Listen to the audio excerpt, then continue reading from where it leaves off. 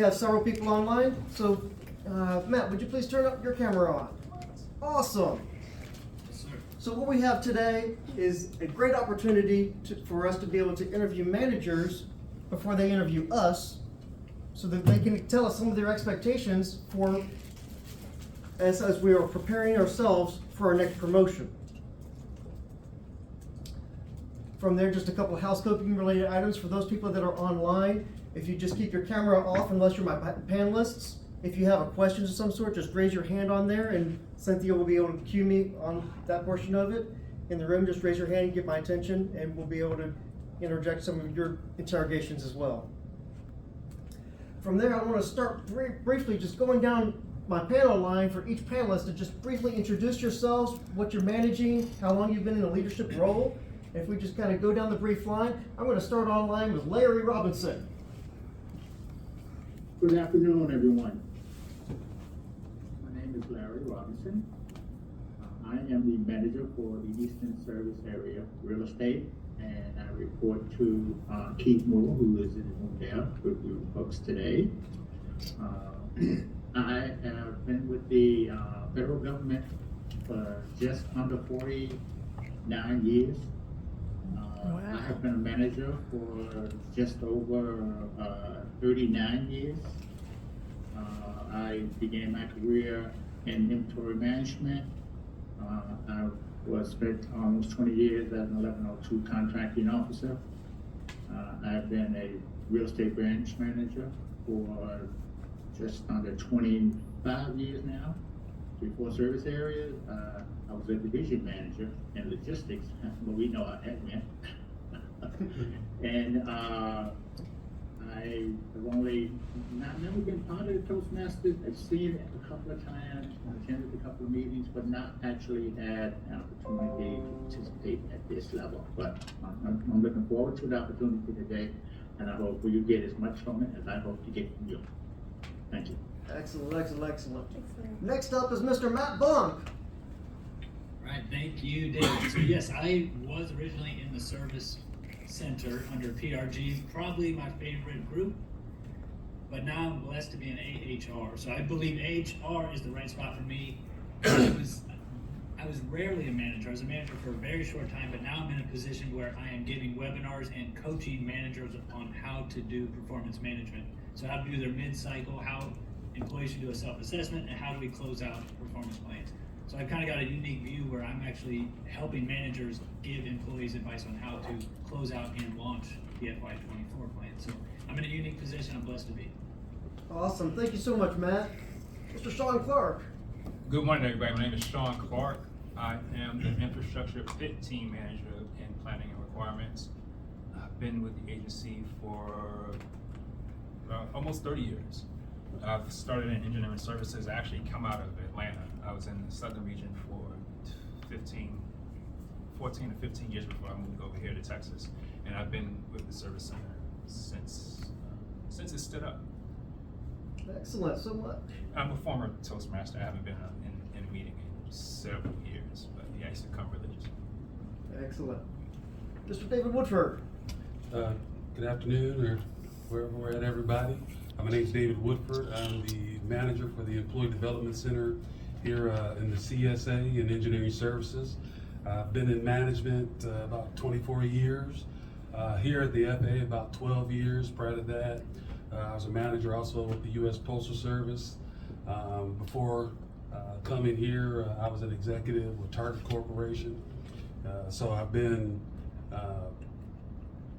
managing on both sides of the fence, on the public sector and the private sector, and look forward to talking to everybody today about taking those next steps. Glad to be here. Thank you. Awesome, awesome. Thank you so much. Mr. Jeff Sanders. Hi, I'm Jeff Sanders. I am the I'm the NavAids Group Manager in Engineering Services. I'm also acting right now for FMP. And I've been a manager about 17 years. Been with the FAA about 31 years, most all of it in engineering services. Did spend some time in ops, spend some time in PRG. I was asked to come here by my boss, who unfortunately can't make it today, but to be happy to share anything that I have with y'all to help you prepare for the next. Awesome, awesome. Appreciate it. Mr. Keith J. Moore. I'm Keith Moore. I've been in this current position almost 5 years. I've been a manager with the FAA for about 25 years. I manage the real estate contracting organization. As Larry alluded to, he reports to me. We do all of the leases for land and space for the entire country. Welcome the opportunity to give feedback to folks on what we're looking for as we're trying to fill the ranks and build the succession planning in this agency. Awesome, awesome. As you can tell, we have a rock force management team representing us here. A lot of great insight from the FAA. I forgot to introduce myself. I'm David Wilhite. I'm the current president of the FAA Toastmasters Club, and I'm just a lowly engineer in the engineering services program. So let's go ahead and get this thing kicked off with a couple of great questions that I have setting off here. So as we go down this interrogation period over here, I'm going to start with Mr. Woodford. What skill do you wish that your new hire employees would quickly develop? I would think the skill that I would want them to develop the most is getting comfortable speaking in public and speaking with people. A lot of our new hires, they'll be out in the field. You'll have to deal with SSCs, airports, headquarters, different program offices, and getting out of your comfort zone and getting comfortable talking to people is an essential skill that they'll need, not just today, but going forward throughout their careers. So I think, joining Toastmasters, especially when you talk about things like table topics, where you have to think on your feet, this gives you an opportunity to begin to develop those types of skills. So if you have that opportunity, I would definitely say Toastmasters will definitely help you with that. Awesome, excellent. And while we're springboarding on that perspective over there, Matt, is there a nice little concise way that people can try to explain an answer that they have, that can try to brag about themselves, that is nice and concise that everybody can understand? Of course, I think that becoming the hero of your story it sounds kind of funny. Sean Clark thinks it's funny. It is funny because you are the hero of your story every day you wake up. But in an interview, it's the STAR. I think everybody, at least I hope, has heard of the STAR method, where you say situation, task, action, result. Because as an interview panel, you want to be able to clearly say, this person accomplished this, the result was this. Make it easy on the panel member to understand what you actually did. Because we can go off into a long story, but if we don't actually end up with the result, it's hard for the interview panel to know what you did. So on my board above my computer, I have concise and precise, and brevity is a blessing. So basically, if you can be concise and precise, clearly state situation, task, action, result, so that the manager knows everything that you did. You don't have to go long-winded, right? I don't have to explain this 3 or 4 times. Sean Clark, I did this. My task was this, the action was that, and the result, everybody in the room learned from what I spoke about. So there you go. So it's about being precise and getting, I would say, having the courage to stop speaking. Excellent, excellent. Thank you so much, Matt. Now, as you use that STAR format in all of these traditional HR interviewing type of situations, Jeff, as a manager, why do you appreciate it when people can tell you an answer in a STAR format? Well, because if we're on an interview, for example, and they give, it's kind of what Matt was saying. If they answer in that way, or even on the application, it used to be KSAs, and that was a recommended thing, but even if you're documenting within your resume or your application that this is what the situation was, this is the task, this is what you did, and this is what the result was, it makes it real clear for us to see what you're capable of doing. Like one of the management outcomes or expectations is ability to lead change. Okay, so show me or tell me what you did, what situation you were in where you had to lead change, and what did you do about it, and what was the results of it. And so it's helpful if you use that format, because then we can, we don't mentally have an STAR and check those boxes you're giving answers. It's really more intuitive when you answer that way. Oh, okay, well, this was a situation they had, this is what they said they did, and this was the outcome. And you want the positive outcome, of course, in most cases. But it's just helpful. It's helpful for us to be able to interact. Yeah. I would also like to challenge, though, that even if it's a negative outcome, there's been a positive learning process as you went through that experience. Right, yeah, great point. From there, Larry, this question's for you. Since you've been on both sides of that interview table, both interviewing for your position and also interviewing for a candidate in there, what are some just nice, easy little things that could improve a candidate's ability to present themselves to you?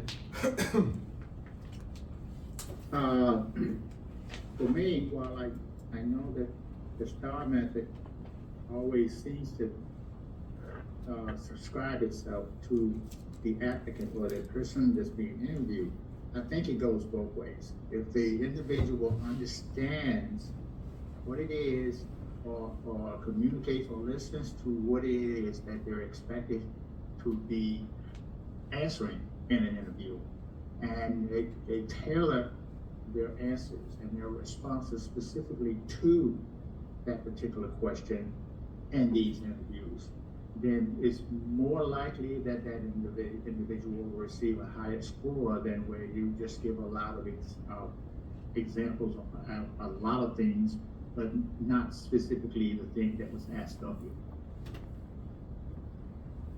Very good, very good. Sean, pop quiz. What's the first thing that pops to your mind when you're looking for that next person you want to promote? The first thing that pops in my mind, I guess, the energy. I want to see someone that's energetic, that's so one of the things that I think is very important with a new hire coming on board is someone that's going to fit in well with the team, right?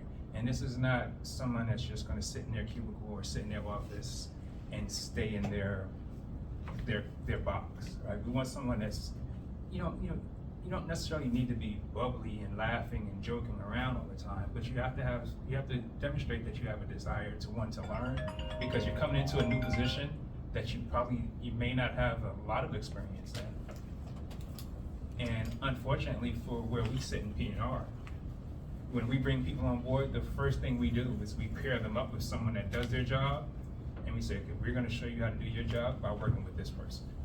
So, you can't be someone that's not willing to ask questions, that's not willing to go out and find answers, because everything's not going to be, I can't just hand it to you. Is that what you're doing right now? My bad. So I'm getting the signal You're from, fine. I'm going back to my Toastmasters days. I got the green light. I'm just waiting for my yellow, then I'm start closing. Okay, so we want to make sure that I look for somebody that's willing to learn, willingness to work with other people, and has a lot of energy, because it takes a lot to kind of come on board and be successful in an environment where we just don't have everything laid out for you. 1, 2, 3, 4, 5. You're gonna have to do some hustling. You're gonna have to do a lot of questions, a lot of trial and error. Don't be afraid to fail. Jump in and go all out. Excellent, excellent. The high energy is a very key important part. So, something that I've heard from other managers is that it's a whole lot easier to take somebody that has a lot of energy, and all you have to do is direct them as to which way you want them to go. Whereas getting somebody that's not moving, to keep kicking them to keep moving, is harder as a manager to keep doing. Yeah. So Larry, Yes. another big thing that you're interested in, this is apparently a passion of yours according to the birdie over here, is how should somebody be prepared when they invite you to a meeting? And the second part of this question is, how does that preparedness improve the quality of how that meeting runs? Well, as my director, Mr. Moore, in the room there, affectionately teased me, I avoid meetings where there are no agendas. If people call a meeting and they're not put in the time or the investment to sit down and think about, what is the purpose of this meeting? What do I want to get out of this meeting? And if I get out of it what I'm expecting based on the agenda, and it's just a two-sided action, is what my agendas and the agendas that are brought into the meeting. And so I always make an effort to open that door to make sure that people have an opportunity to provide the agendas, if it's about a specific topic. Most of the time in real estate, it's about the relationships that we have. It's about the collaboration that we must perform. It's about the outcomes, which are the things that impact the agency's mission most: land, building, and space. If it's not acquired on time, what's holding it up? What can we do to correct the action? So the agenda for me is the foundation for any meeting that I have, even if it's a one-on-one meeting, not necessarily a meeting with a group of people. And it helps to also frame the direction and the drive of where we want to go, and are we off track as we move down this path together. So for me, the agenda is the starting point for me. I usually tune out and put my camera on mute, or I shut myself out, because I tend to wonder if I don't have an agenda. Excellent, excellent. Having an agenda is so important on being able to stay focused, stay on task, and it helps avoid some of the different rabbit trails that you go down. And because that can derail your conversation so quickly in so many different ways.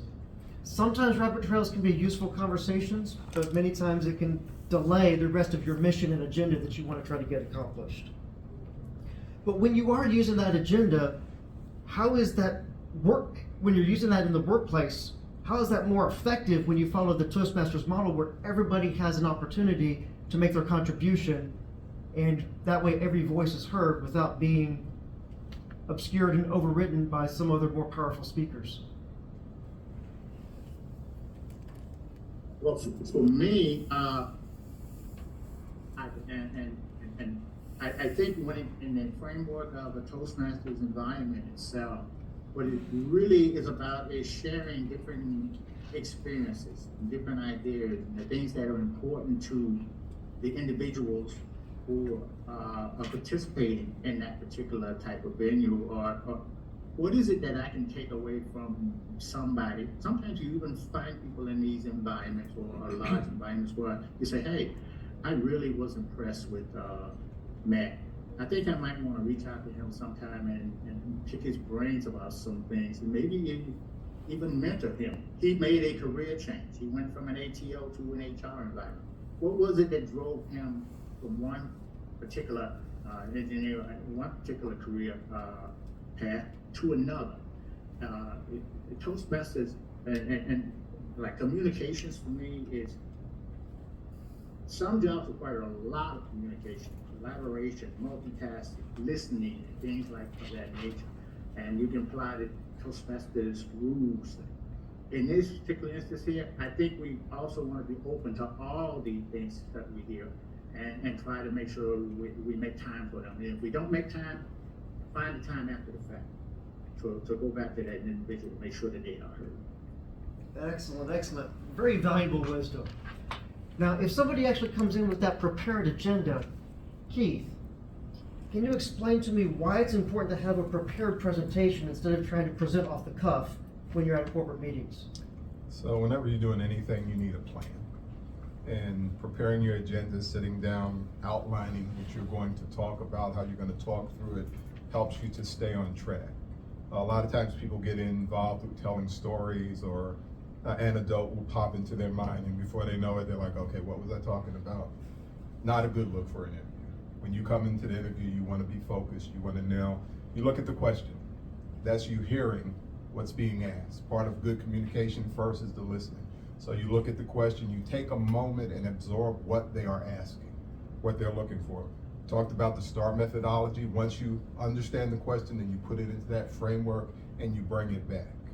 You need to practice these things. You need to make it part of your day-to-day, how you interact with other people. You need to practice with your family. If you got children, talk to them this way. Help them to understand, these are the expectations. What did you do in that situation? With my kids, the thing that would get them in trouble all the time, if they did something, I'd say, okay, what were you thinking?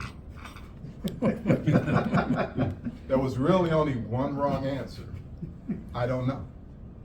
They said, I don't know. Oh, we gotta go down a whole nother place you didn't wanna go.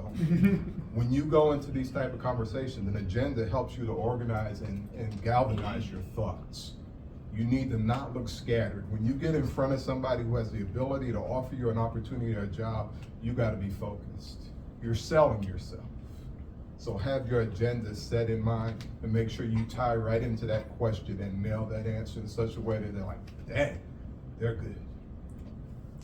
Can you tell us a story where presentation quality was the tie-breaking decision in a hiring situation?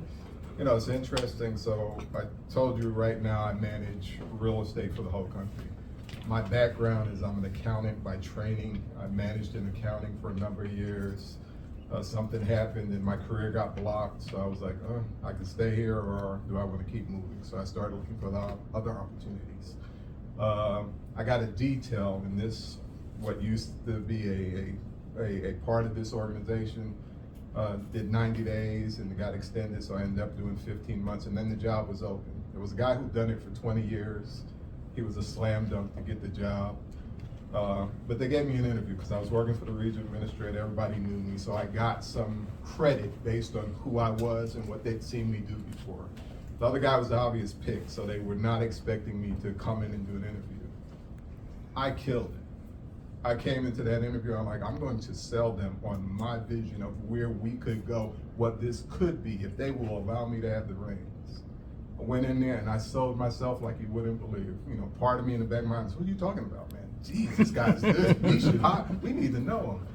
We walked out, I met a friend from airports who was on the panel and said, man, you screwed that up. I said, what do you mean? He said, we were ready to just shake your hand and thank you for the interview. You split the panel. You made them have to make a decision. And that's what you want. That's the best you can do. You're not gonna get every job you interview for. I hadn't gotten half of the jobs that I interviewed for, but I've always left a very strong impression. You're selling you, your personality and what you will bring to the table. Nobody else can do you like you, and that's your selling point. Thank you so much.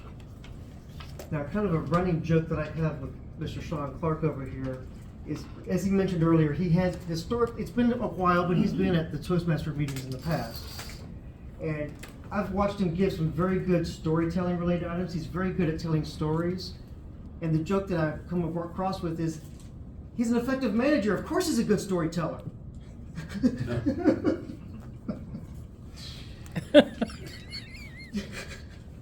We got So from it. there, the question I have for you, Sean, is how has your Toastmaster skills benefited you as a leader and a manager? So it's that communication piece. One of the things that really, I guess, guided me to Toastmasters is being in briefings and being in meetings and presentations. You would see leaders get up and they would answer questions or they would do a presentation just seemed like off the cuff. And they were comfortable, the communication style, the skills, it was very apparent. And I wanted to be able to do that. One of the things I focused on a lot when I attended Toastmasters meetings was my favorite part was the off the cuff speaking.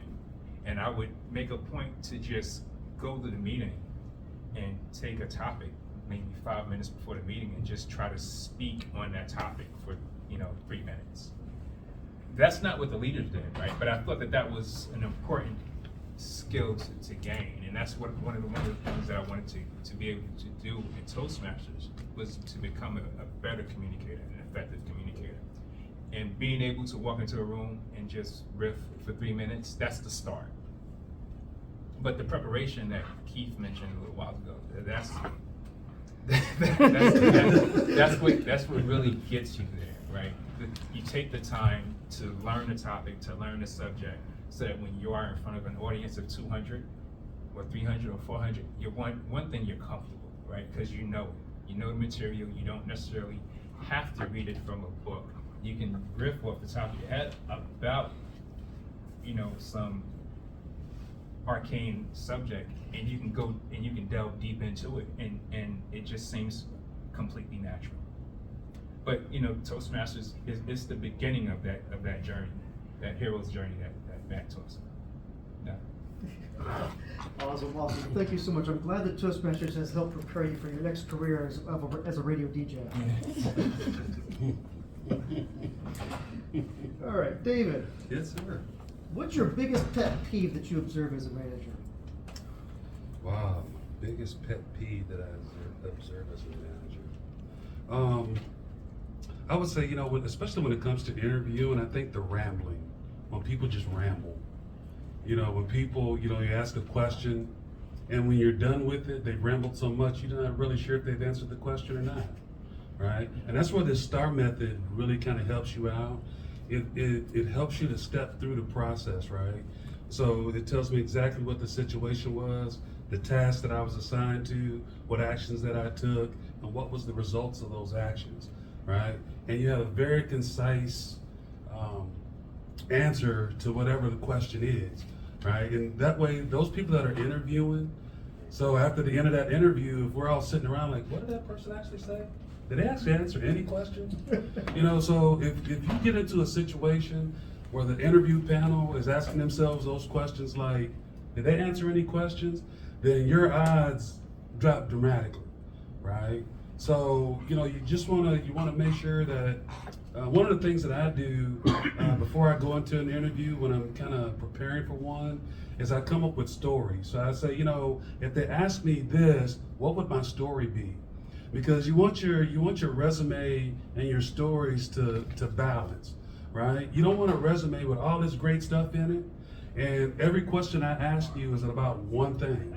You only talk about one subject, but on your resume, it says you got all this background, you have all of this, this knowledge that you bring to the table, but you don't expel on any of it, right? So one of those things that I try to do is come up with multiple types of stories. So whatever the questions that they ask me, I'm not just giving them one of my strengths. I can talk to multiple strengths, which is what I say on my resume. So if you can bring all of that together, I think that gives you a one-up on a lot of different things. Awesome, awesome. That's very valuable. All right, Mr. Matt, how have you used your Toastmaster skills outside of work? Great question. I am a 5-year-old baseball coach. If anybody else in here has ever coached a 5-year-old baseball team, Oh, I thought you said you were a 5-year-old. Well, they are sharp, they are attentive, and they are not distracted at all, correct? They are there for a purpose and they are on a mission. On my team, that's true. I have 11 kids that I literally have an agenda with 2-minute water breaks. We're gonna do arm circles for 10 seconds or whatever. I showed it to all the parents. I said, this is ideal and perfection, but we're gonna strive for this.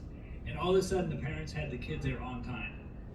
The kids were doing arm circles right at the 01 after 6. It's like, it actually worked. And I credit that agenda, which I thought was ridiculous even doing it, to Toastmasters, because it's ridiculous on the Toastmaster agenda to be down to the minute. So I said, let me just experiment with a 60-minute perfect 5-year-old practice, and it almost became that 60-minute perfect practice. So that's how I use that in the real world, because I also coach an 8-year-old baseball team, and I'm coaching youth wrestling. So next week, I have a youth wrestling agenda that I showed to the high school coach, and he said, you're ridiculous. I said, this is perfection. If we can do a 90-minute practice with 5 to 12-year-olds with this, it's scalable to all skill ranges. I said, this could be awesome. He looked at me like I was crazy, but next Thursday, I promise, well, I don't promise, I hope that it goes as well as it is in my head. So that's how I use Toastmasters outside in the real world. Awesome, awesome, excellent. That kind of feeds back to that agenda. The idea is that you're developing a plan, you're prepared, and once you have a plan, the more detailed your plan is, the smoother that your execution happens to be, and the smoother that your execution is, the more respectful that you are of somebody else's precious time. And I'm sure that that's what all of these managers appreciate, is that if we can have our meetings that come in with a plan, with an agenda, we can get things accomplished in a timely manner with concise communication. This is a free-for-all question for any of the managers that want to pick it up. Toastmasters teaches how to provide encouraging, constructive criticism for self-improvement. How have you used these skills as a manager? I'll jump out. So you hear it and it's almost cliche, people are our greatest resource. Any manager in FAA who's been successful in any measure has managed people well. You don't get there without good people, without a strong team. In order for that team to be everything they can, they need feedback. They need to know the things they are doing well so that they keep doing those things. And you also need to talk about the things that didn't go so well. One of the things that has helped me to have success in my managerial career is I want to maximize everybody who works for me. So everybody doesn't have the same max. So, people think, well, Keith will get me here. Well, that depends where your max is. I'm going to get you to the fullest extent of your abilities if you will allow me to get you here. So, that's just the framework, the mindset that I go into when you have these conversations.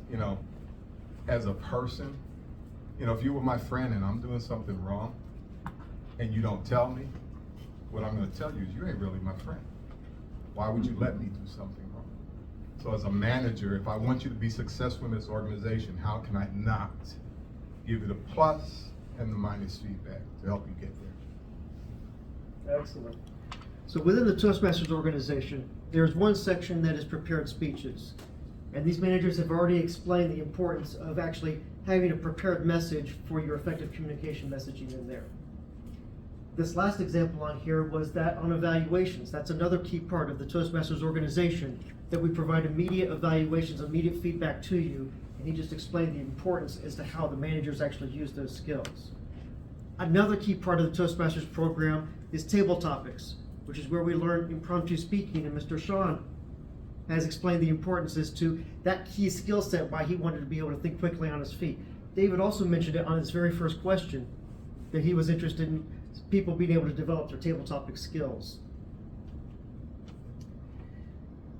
Keith, we can't learn to be an effective speaker and leader by watching videos or attending classes. What can a person do to take control of their own career? First thing you have to realize is it is your career. Nobody is responsible for your career more than you are. So you have to look and you have to think, where do I want to be? When you step in an interview room, first thought I have is, why are you here? You need to convey that to me. You need to have a vision for yourself. If you're expecting, we talk about people motivating and all that. Yes, that's part of it. But you've got to have something inside of you that burns that way. You've got to have your own self-motivation. You've got to be seeing yourself where you can go, what the possibilities are, what the potential is. And sometimes, I've had people in my organizations, I tell you I like to maximize it, but sometimes I've tried to get people promoted and they've come in, I don't want that job. I am happy where I am. Now that's some humble pie for me because I feel like I'm a great talent recognizer, but what I didn't recognize is their passion, their vision. This is their sweet spot. If you get to that place, there's nothing wrong with that. Matter of fact, I applaud you. I've been with the FAA for a bunch of years, have not hit my sweet spot. I had it for like a little while, and then the job changed, and I haven't found it again. But I still know what my passion is. You're selling yourselves. At the end of the day, if you get nothing else, when you go into that interview, you're selling yourselves. We've talked about a lot of different things you talk about. When you're talking through those questions, give the context. When you see a picture, part of a picture being effective, it gets you interested, but then you tell the story, right? Somebody talked about telling the story. You got to have those pieces that build it and create a vision in the mind. And at the end of the day, one thing I wanted to point out, most interviews, the last question is there anything else you'd like to tell us? So many people say no. That is like a get out of jail free card. If you screwed up 3 or 4 questions before, you can go back and fix it all. And you can let them understand, man, I am giving you the greatest opportunity in the world. I'm giving you a chance to add me to your team. Do that. That's valuable feedback. It's very valuable. Within the Toastmasters meetings, we mentioned the table topics in there, and that is a developed skill over time. You start off with some of the easy questions to some of your newer speakers about, okay, tell me about yourself. Nice open-ended question, 2 to 3 minutes. It's easy to answer. As you become a more talented speaker, it's more fun to actually give more challenging questions. And I know some of the the most fun that I've had in the Toastmasters clubs was actually between Sean and Matt. However, this time, Sean, I want to ask you this question. Tell us about a stressful time that your practice Toastmaster or leadership skills were tested. Sure, there was a speech that I had to give in Toastmasters, and I forgot my speech. I completely, it was a prepared speech. I think I may have written it probably the night before, and I walked into the meeting that day, and it started out fine, but it may have been a 5-minute speech, and at some point, I just lost it. I completely forgot where I was at and where I was supposed to go and what happened. But previous experience, you know, leaning back on all the other speeches I had given, I was able to, I guess, regain the story and get back. So it ended up being a completely different speech. It wasn't the speech I had practiced or the speech I had wanted to give, but I was able to fill the time coherently. And I think that's another one of those, that's another one of the skills that good speakers and our leadership, they have, is the fact that they can draw upon those experiences and what they know, and they can hold an audience attention for however long they need to, you're not gonna flash me this time, however long they need to hold the attention of their audience. Yeah. Excellent. So you're right, being able to deal with things that change even on the last minute. Sometimes conditions change, your microphone doesn't work correctly in a PA setting. Any number of things can happen to you that causes you to have to shift to a plan B or adapt to on-the-fly related items.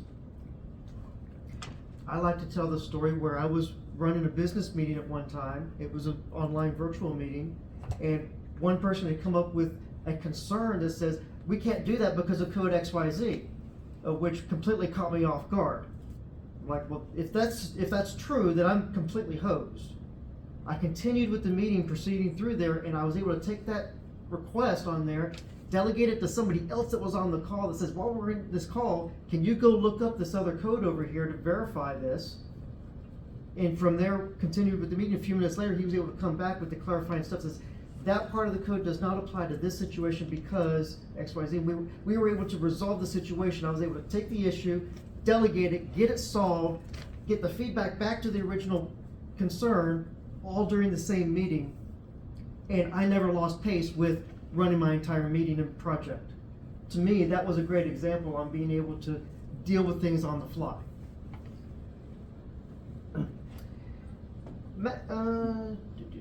Matt,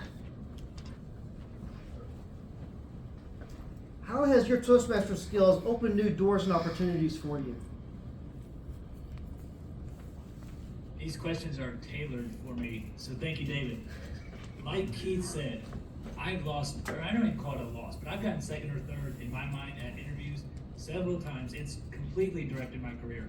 I was going to be the best engineer the FAA ever had, but I didn't get the job. Then I went to PRG. I was going to be the best manager that PRG ever had, didn't get the job. Went up to regional administrator. You know, everything is a great opportunity. That's what I'll call it. So if you win, you win. If you lose, you learn. I learned from each. So I said, okay, that's not my path, I'll jump. So I was always open to a new path, and I did bounce around a lot. But I'm gonna, actually, I'll make a funny statement. Sean Clark is I remember you called me JFK and you were the LBJ, so I delegated all my authority to Sean Clark during the Toastmaster leadership time. I said, you are the LBJ to my JFK, which meant I'm departing the leadership role. Sean Clark took over. You have to move on sometimes. And JFK went off in a different way, but I'm just saying, sometimes you have to change your role. So be willing to change. I think that has made me more adaptable and, just be willing, right? I'm not stuck as an engineer. I'm not stuck even as an HR person now. I'm willing to do anything. So that's what Toastmaster taught me, to think on my feet and be willing to look for opportunity wherever it pops up. Thank you. Excellent, excellent. Very valuable feedback. All right, Jeff, trying to give you a little bit more mic time. Sure. Explain how we can be respected by management when we're giving a presentation to managers. Be prepared, I would say, was the number one thing, is come prepared. Especially, you know, if you're doing an interview, you're gonna go into that interview, you're not gonna know what questions we're gonna ask of you, right? But you can do stuff ahead of time to know, to be prepared. Learn what that position is. I can't tell you how many interviews I've been in where you're asking, hey, tell us why you want this job or something, and the person you interview can't really even articulate what it is that they're bidding on. So be prepared. Take the time to look up, hey, this is the manager of that group, this is who they report to, this is their mission for that organization. It's all online, and if not, you can ask somebody. So come prepared. Another thing to be respected would be to realize that that manager and that team, that group has set aside time to hear you. They've set aside time to read your resume. They set aside time to listen to what you have to say. So it's kind of what everybody said here, maximize that. It's your time to sell you. On your resume or your application, don't hold back anything. Use the STAR method, but list stuff that's applicable to that job. Put stuff in there that's gonna help you. I can't tell you how many resumes I've seen where they just assume that, yeah, I've worked for that organization for 10 years, so they know me. They write the least amount of stuff in there that they can. And that may be true. I might know you for 10 years, but the two people on the panel don't have any knowledge of you. And they're part of that evaluation too. So be thorough, be prepared, and then all the questions. If you do I encourage you to take a lot of interviews. And like Matt said, if you don't get past the first one, that's fine. Try it again. But you'll get a database, a mental database of what kind of questions you're gonna be asked. Write them down when you get done with the interview. Be prepared for the next one. Some of them, for an entry-level management job and that, are pretty standard, so become familiar with that. Thank you. Excellent, excellent. Keith, if somebody has been in Toastmasters for a while, they are an accomplished speaker and presenter, how are you supposed to be able to convey that soft skill mastery of a skill set on a written resume? So a resume is a hard thing. You know, we talked about resumes. You know, I used to tell on my resume every time I've been on a different job based on what that job was. I'm trying to highlight the things that I think that they're looking for. Highlight the experiences that are out of the norm. You know, what makes you stand out. You know, your job, resumes are so basic. So how do you make it pop? How do you make it stand out? One of the things some of you may know, I'm a preacher. You know, so when Sean told his story about forgetting something, you know, that was always my fear. You know, I'm gonna forget. So I had copious notes. But then you have to read the room, you have to read the crowd. Your resume doesn't read any of that. So you really have to craft. Some resumes are outstanding. They make sense. They flow for the eye, they flow for what you're looking for. Other resumes are just every bit of information about everything you've done in your life crammed on 2 sheets. And I can tell you as a manager, you know, because sometimes when we're going through packages, it may be 20 or 30 packages. If that is your package, just crammed together with no thought, no putting a flow to it, you know, these are the jobs, these are how it connects. I'm not even gonna put this one in there, it doesn't connect. If you don't put that thought in it, when we hit, that resume makes an impression. When we see it, we're gonna look like, this is kind of jumbled. If they're disorganized on this that they put in front of me to consider them for a job, how disorganized will they be in the job? So don't just take it for rote that I'm just gonna put something together. Take time. Look at it at least as long as we would look at it before you send it. Excellent, excellent. David, what soft skills, these people skills, have you observed being developed from the Toastmasters program? Wow. Well, you know, communication, of course, that's what Toastmasters is really all about, right? And so from a new hire perspective and young, and especially, you know, most of the people that I interact with are younger folks not out of college very long, and you know, they don't come into it with those soft skills, right? They're not, you know, not really prepared to just get stuck out in front of somebody and start talking about what it is that they do. And so I think Toastmasters gives you that confidence as you kind of go through it, to get in front of people. You know, prepare yourself for that elevator speech where, you know, start building relationships with people. See, you know, as you're trying to develop things, you know, who do you reach out to that can help you? Who's your mentors? You know, somebody that's already been there. What kind of skills did you have that got you where you're at? You know, if you don't talk to people, you know, it's really hard to move up, right? So people got to know who you are. People got to know what it is that you bring to the table. And when you're doing your resumes, you know, you got to put enough in there so people know, but you don't want to put so much in there that people don't care anymore, right? In the sense that if you give me a 20-page resume, okay, I'm not going to read 20 pages. I'm going to just tell you that right now. That's not going to happen, especially if it's 20 pages and 20 people, right? You'd never get through the resumes, right? Be concise. Tell people what it is that you want them to know. Tailor your resumes to the announcement, right? So if I'm looking at it, I say, okay, this person took the time to get some of the stuff that was in the announcement. Okay, it looks like they've taken the time, and the stuff kind of all correlates. So I think it's just really important. The communication skills, no matter what, it's always going to be the #1 skill. That if you're good at communicating with people, regardless of what the job is, you'll figure it out.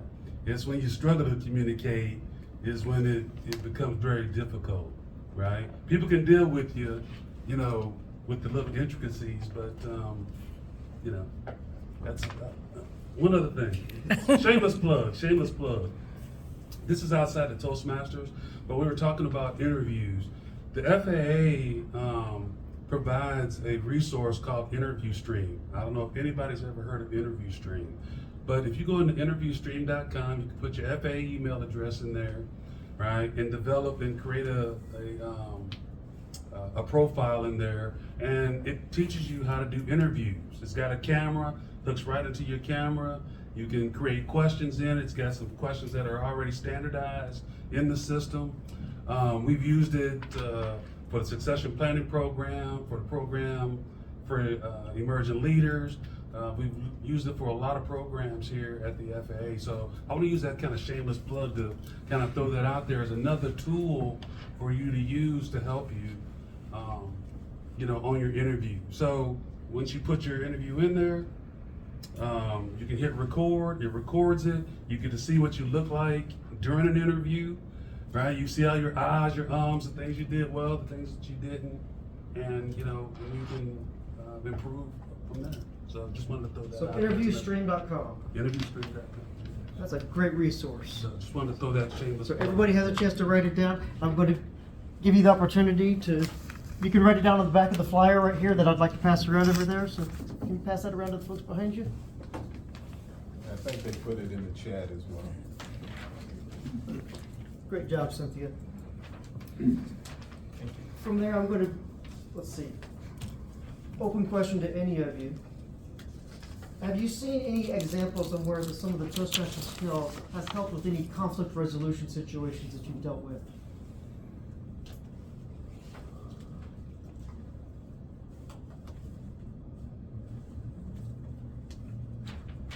Yes. Okay, go ahead, Robert. All right. I could hear a pin drop on that one. So, things about Toastmasters that I've been able to garner and implement, especially in the terms of conflict resolution, is the skill of listening. You know, oftentimes when we think that communication is the stellar component, I think us, just human nature tends to forget that listening is a large part of communication. And when dealing with conflict, it often stems from a misunderstanding. And if we understand each other and still disagree, then that's okay too. But but just getting to the point of overcoming misunderstanding.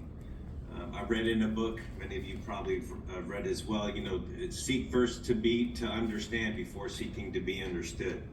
So Toastmasters, and even throughout every meeting, somebody has a listening role and everybody's evaluating each other, and we should be developing that skill set of active listening.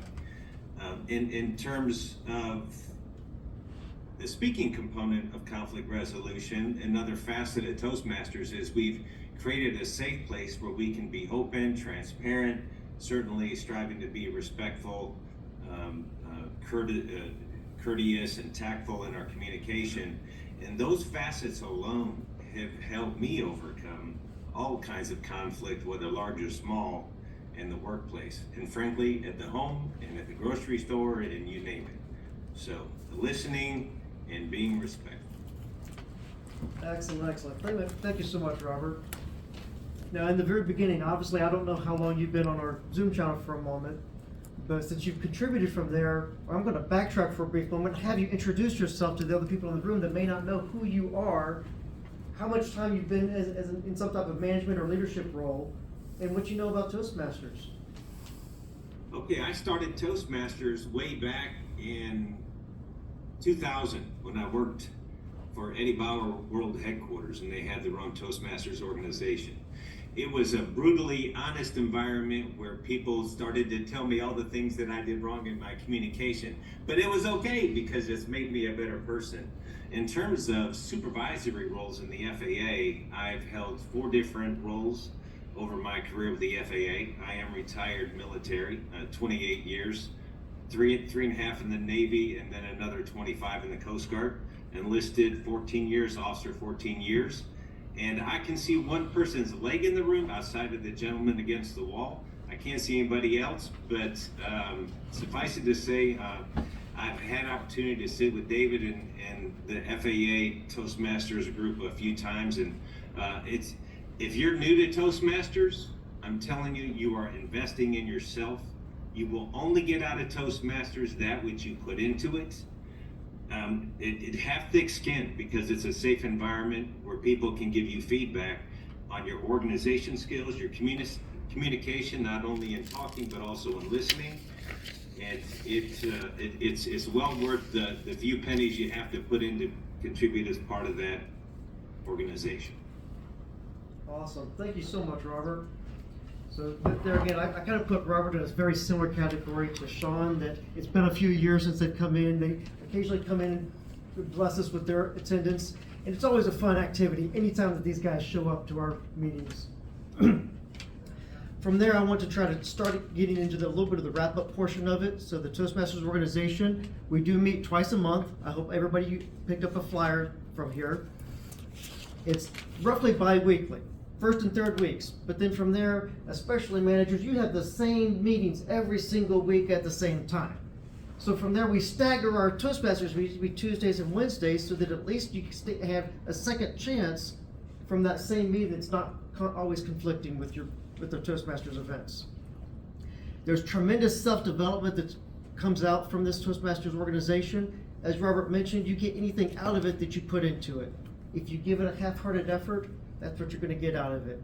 But if you truly embrace, somebody goes through and says, here is the feedback for what you're doing wrong or how you can improve upon it, and you actually consciously focus on changing your habits to avoid using crutch words, to have better eye contact with your audience, to be more effective and organized in your presentations, then the goals are limitless as to what you can achieve. And we've already demonstrated and proven that these Toastmasters skills are tried and true, that everybody on the panel has personally been successful by implementing these Toastmaster skills. By investing in your career early with these skills would be monumental in the impact that you can have later. And that's the entire basis as to how the Toastmasters organization is preparing you for your next promotion. From there, the flyers that we have on there is when our next meetings are going to be at, November 7th and 15th. we're gonna be on the 4th floor Boeing conference room, and then again December 5th and 20th.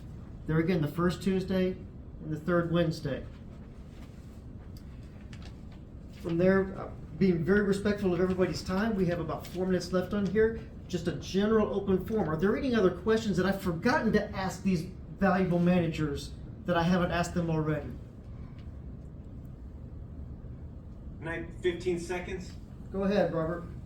Sorry I'm late because I had other competing meetings. Now, if another supervisor, former supervisor said this already, sorry for the duplication, but the best way to get promoted is succeed where you're at. If you're not doing the best you can do in your current role, your reputation goes with you, and that could be a bad thing if you're not thriving where you're at. So, something to consider. Awesome, awesome. I know many times that I've seen in the past where sometimes a very skilled engineer, as they get promoted, is not necessarily a good manager because it takes a different skill set from management versus engineering. Obviously, that's the narrow vision that I have, but there's so many different organizations and departments within the FAA that you can choose your own path for the best way that you can contribute to the overall vision and mission of the FAA. From there, when we come back, because this is not something that you just do one time to watch a forum to get better at. It takes continuous practice. From there, that's why the Toastmasters organization meets so frequently in here. We can have topics that change meeting by meeting, from conflict resolution to encouraging and motivating workers to effective meeting facilitation, the agenda planning, preparing your speeches, organizing your speeches. We can even do practice HR mock interviews. It's a safe sandbox environment where we can work on those skills and development for you. The final item that I want to try to go over, this is something I call my motivational minute. This is how I try to wrap up every meeting that I have in here with Toastmasters. In today's motivational minute I want to discuss upon is that leaders are constantly learning. Because from there, so many times you get a resume on there that says, I have 10 years of experience. That's on the assumption that you are growing and developing for all of those 10 years. You don't want a person that has 1 year of experience 10 times. You want 10 years of continuous growth, and that's how you can go through and continue to read books, develop your skills, and that will improve you as a character both in and outside of work. And that's what I want to motivate you with, is take that first step. That's the hardest way for self-improvement. Let's go ahead and thank our panel for joining us for today.